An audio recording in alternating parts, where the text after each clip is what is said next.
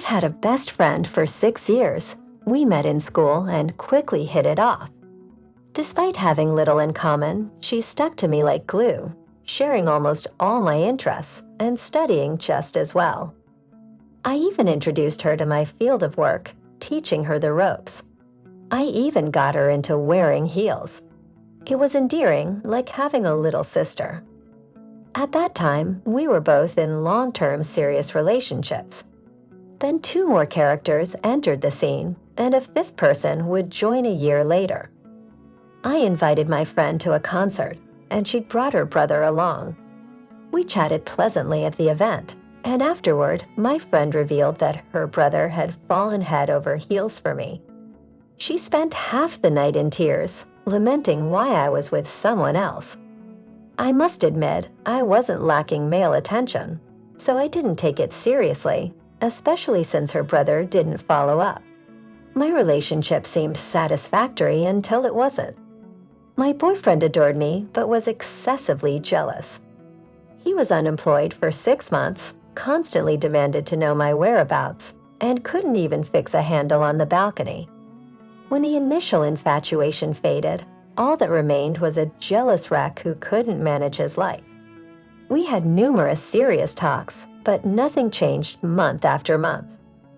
One day, gathering all my courage, I decided to end things out of pity for him and fear of being alone. It felt awful, like cutting off a limb that had always been there, now gone, causing immense pain. For days, I was a wreck, trying to avoid being alone with my thoughts by staying busy at school, the gym, or with my friend. Her boyfriend was in the army, so it was mostly the 3 of us, her brother, and me. As I got to know him better, I realized I had feelings for him too. My friend seemed supportive, encouraging it for over a year, but I still felt guilty and sought her blessing. If she had expressed any discomfort, our relationship wouldn't have developed. I hadn't spoken to my ex-boyfriend for a long time. Initially, there were tearful calls, but they eventually stopped. 6 months later, he wrote saying he had found new love and wanted to remain friends. I was genuinely happy for him, still feeling guilty for ending things. We had shared 5 years, navigating the struggles of growing up together. It's tough to discard such a significant part of your life, so I was relieved that he was doing well. Then things started getting weird. We still communicated and saw each other a couple of times, but our interactions were mostly about catching up on mutual friends. The first time we met up was at a friend's birthday party. He paid me a lot of attention, and by the end of the evening, after a few drinks, he cornered me, leaning in close, which made me really uncomfortable. In his drunken state, he revealed that during the last 6 months of our relationship, he had been seeing a 30-year-old woman with 2 kids, who had also had an abortion from him. After that party, I felt so grossed out that I wanted to lie in the bath for hours to feel clean again. But my life motto is time heals, so I moved past it in a few days. A couple of months later, he broke up with that woman and found out she was working as a web model. I started feeling sorry for him again. We went to see the fireworks for the city's anniversary. I was with my current boyfriend and met some old friends, so I hardly spoke to my ex. But he decided to pull my boyfriend aside and tell him about the number of people I had slept with, a number I had made up during one of his jealous fits. Somehow he remembered it. Luckily, my boyfriend is a reasonable guy, so it didn't affect our relationship. Still, I figured it was time to cut ties with my ex, since he seemed intent on making my life miserable. But my boyfriend convinced me that my ex was just lonely and unhappy, so I didn't completely sever contact, just reduced it. Meanwhile, his girlfriend constantly badmouthed him and questioned why I stayed in touch with him. I rarely saw him at social gatherings and occasionally listened to his rants about why all women leave him on social media. Out of politeness, we invited him to our wedding, but he didn't come, which was probably for the best. Almost a year after the wedding, he asked to come to my birthday party. His mother had passed away a couple of months earlier, so I felt sorry for him and invited him. His behavior was appalling. He made snide remarks about me while sitting at the table with my friends, eating the food I had prepared, and getting drunk on my dime. My husband and his friend even wanted to throw him out, but I told them to ignore it, saying it was just his peculiar sense of humor. Late in the afternoon, more people arrived, those coming from work, and we all decided to head to a club. My ex was once again hovering around me, practically begging for forgiveness for his earlier behavior and saying how happy he was that I had found love.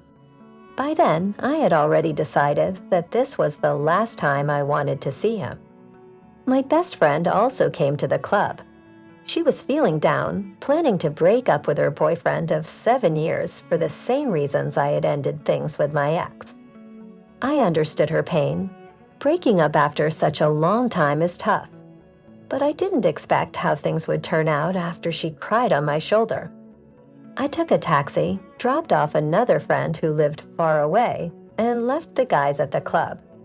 A few days later, she showed up at my door with her belongings. Since I'm married to her brother and she's my best friend, I had told her long ago that she could stay with us if she ever needed to. We took her in, and my husband slept on the floor for a week until we got her a cot. She stayed with us for about a month while looking for an apartment. During this time, her ex kept texting her, and she met him a few times under the pretext that no one else could accompany her. It bothered me, so I asked him what was going on. He seemed genuinely surprised and insisted that nothing was happening between them. My friend herself said that they couldn't stand each other and assured me there was nothing between them. She even tried to fix her relationship with her ex-boyfriend a few times, holding on to hope that things would improve. One day, she and my husband had a big fight over something trivial. My husband is quick-tempered and can escalate things quickly. After the argument, she was sitting on the floor crying, and I was furious at my husband for treating a relative that way. I comforted her, thinking this would have been the perfect moment for her to tell me the truth, but it didn't happen. The next morning, they made up, and soon after, she moved out. Recently, I received a message at night with a photo of her and my husband sitting together, looking cozy. When I asked her about it, she said they were just relaxing. Things were becoming clear. The next day, she confessed that she had been sleeping with him for a long time, even detailing the entire process. She begged me not to tell her brother, fearing his reaction. I was overwhelmed with mixed emotions, struggling to process everything. It all hit me hard as I sat in the taxi on my way home. That evening, her affectionate ex arrived, bringing her remaining belongings. They talked for a while, and when I came back, they were sitting on the couch, embracing. The sight of them together hit me like a ton of bricks. How can people be so hypocritical? Why is it that those you care about the most end up hurting you the deepest? How did this person manage to worm his way back into my life and latch on after 5 years? It was as if the moment I wanted to cut off all contact with him, he ended up in bed with my best friend. Why did she lie and hide it for so long? Why conceal it at all? I feel like I'm living in some sort of farce. And the worst part is she doesn't even consider that it might upset me. She was only worried about her brother finding out. I'm utterly disgusted by these people. I desperately want this situation not to affect me so deeply. I want to move on, but I can't control my emotions. I can't trust her anymore. It's awful to lose a friend over some idiot, but right now, I just can't see her the same way. It feels like she hasn't risen to his level. Instead, she's stooped to his.